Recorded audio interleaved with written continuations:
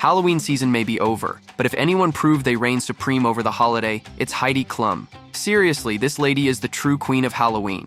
Halloween is a big deal. You love Halloween. For me, the biggest deal. Why though? I don't know, because I'm obsessed with Halloween. This year, Heidi threw her 23rd annual Halloween bash at the Hard Rock Hotel, New York, and she went all out. She and her husband Tom showed up as female and male versions of E.T. from Spielberg's E.T. the Extra-Terrestrial, and it was incredible. When I was 9 years old, the movie came out, and I fell in love with the movie. And I fell in love with E.T. And I thought it would be fun if both of us would be E.T. and F.T. And here we are. They started getting ready at 11 a.m., and her costume even featured a glowing fingertip and a motorized headpiece that moved the eyes and mouth straight out of the movie. Really hot in it, yeah. And the comfort level in comparison to years past costumes? It's a 10 from a 1 to 10. Really? The 10 being the worst. Yeah. Now let's take a little stroll down memory lane and see just how Heidi's Halloween costumes became the stuff of legend. Because when it comes to dressing up, Heidi Klum doesn't just show up, she shows out. I have sleepless nights over Halloween. Last year, she went full-on avian royalty, dressing as a blue peacock, complete with a feathered entourage that made up her peacock tail. Yes, she actually had a crew of people dressed as her feathers. If that's not commitment, I don't know what is. I wanted to make an art performance, out of it. In 2022, she slithered onto the scene as a giant worm, her fisherman husband, Tom Kaulitz, by her side. She didn't just walk the carpet, she inched down it. That's Halloween dedication right there.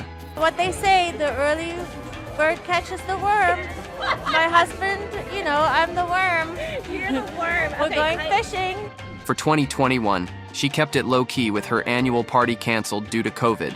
But did Heidi take a break? Not a chance. Instead, she made her very own zombie-themed short film. She came back from the dead as a zombie mom, with eyeballs falling into her drink and all. She gave her family quite the fright, and the rest of us a reason to lose our appetites.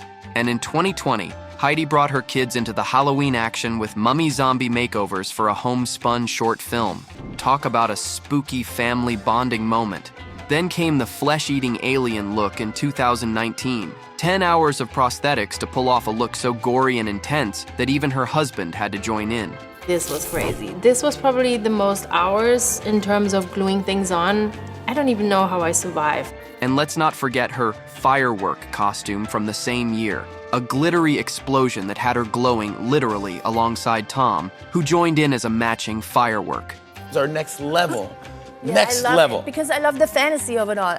In 2018, Heidi went green as Fiona from Shrek, with her beau Tom Kaulitz right by her side as always. So much fun, watching my man turn into Shrek was pretty hilarious. And in 2017, she brought Michael Jackson's Thriller to life, literally bringing the undead to New York City. What made you decide to go with Thriller? Because it's such an iconic video, and Michael Jackson is such an icon, and Thriller is something that we all know and love. And just to throw everyone off, she went as herself in 2016. How easy is it for me this year, you guys? I'm so excited because I just have to go in the shower at the end of the night. She hit her party dressed as her own famous model self, alongside an entourage of Heidi lookalikes. Only Heidi Klum could make going as yourself the ultimate Halloween costume. Always ask me, how do you do it all, right? I have 4 children, I travel around the world, I do 3 TV shows a year, and so this is how I do it. There's actually 6 of me. Now let's talk jaw-dropping moments. In 2015, she channeled Jessica Rabbit with full prosthetics and that iconic red dress, capturing every detail perfectly. This was very hard because they had to create a lid that I don't have, so they had to cast my face again, which is also very claustrophobic. And in 2014, she transformed into a butterfly with wings that must have rivaled the ones on actual butterflies. I could not have a costume that is not good. I'd rather be in bed and I can't come. A year earlier, in 2013, she aged herself by decades with a granny costume that was disturbingly realistic. Wrinkles, varicose veins, the whole package. Part of my skin that you could see, they had to age. I mean, the amount of layers, the amount of spots, I guess, you get. Obviously, I see them happening, they're coming. Jump back to 2012, and Heidi's decked out as Cleopatra, shimmering gold headdress and all. And in 2011, well, that year she went all out, dressing as the Visible Woman with anatomically correct body parts on display. Yup, she had surgeons wheel her out on a gurney. Inspiration was just to be dead. Someone without their skin. Basically, the skin is just ripped off. Later that year, she doubled down on Halloween with a lifelike ape costume alongside then-husband Seal. How real it was. Because it's not just like a mask that you buy at any of those Halloween stores and you stick it on and it's just there. Everything moved. From there, it only gets wilder. In 2010, she strapped on stilts and went as a purple latex robot. In 2009, she donned feathers to become a full-blown crow. 2008, she went as Kali, the Hindu goddess, in one of her most striking costumes ever.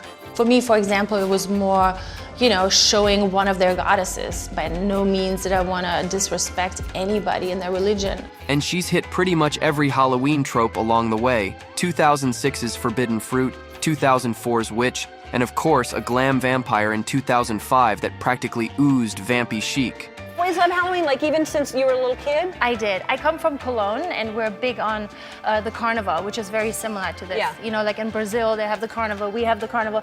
So, there you have it. A rundown of Heidi's most iconic looks through the years. Let's be real, no one does Halloween like Heidi Klum, and she keeps us on our toes every year. I just love Halloween, and I love to inspire people to be creative in their own costumes, and I don't want to let them down. But here's the thing. She's also mastered the art of choosing a partner who's ready to support her crazy ideas. Now, let's take a moment to appreciate her love story and how she finally found the perfect match. Before she met Seal, Heidi Klum had already been married to stylist Rick Pepino. Although Heidi and Rick never revealed why they decided to part ways, the top model did say the separation was mutual and amicable. About a year after her breakup, Klum started dating Formula One manager Flavio Briatore. The romance lasted only a few months, but changed Heidi's life forever when she realized she was pregnant. The fashion legend decided to have the baby even if it meant being a single mom. Little did she know she was about to meet her next husband. In 2004, Klum met Seal in a hotel lobby. When the musician came in from the gym in a pair of tight-fitting shorts, the model couldn't help but stare. "I pretty much saw everything, the whole package," Heidi joked years later. However, there was a worry in Heidi's mind. What will happen when Seal finds out she was pregnant with another man's child? After spending their first night together, Klum finally broke the news to Seal. When the model told the musician she was pregnant, he laughed and said, "Already? That's amazing." To which Heidi replied, "Not with you, stupid." There was a pause of about 10 seconds. Seal explained about the moment. And I said, "It doesn't change the way I feel about you, because the fact that you are here tells me that you think a lot about me." Seal decided he would raise Heidi's child with her. Years later, he would adopt Lenny, Heidi's daughter, who even took his surname. Seal has also opened up about the special relationship he has with his daughter, saying, "I give my life for any of my children, but there's a special relationship with daughters. Also because she was the first one." The musician was so sure his and Heidi's love was strong that he proposed to the model the same year they started dating. The couple tied the knot in May 2005 in Mexico. They would go on to welcome 3 more children. I really love my family. Starting from my husband, who's the most handsome person in the world, my better half, my everything, my love, my love, my love. The couple renewed their vows during each of their anniversaries. Each vow renewal ceremony had a different theme. For example, the pair had a white trash wedding one year. Years later, after he and Heidi had divorced, Seal confessed that he didn't enjoy the vow renewal ceremonies because he felt like they had turned into a spectacle. It kind of turned into a little bit of a circus, which I wasn't terribly fond of. In 2012, sad news came for the couple's fans around the world. Heidi filed for divorce, citing irreconcilable differences. At first, everything seemed friendly enough between the exes. Klum even refused to give any insight on why the marriage ended. However, things took a turn for the worse during the COVID pandemic. Heidi was contractually obligated to film Germany's Next Top Model, and Seal didn't want the children to travel to Europe because he was concerned about the virus. Klum requested an emergency hearing.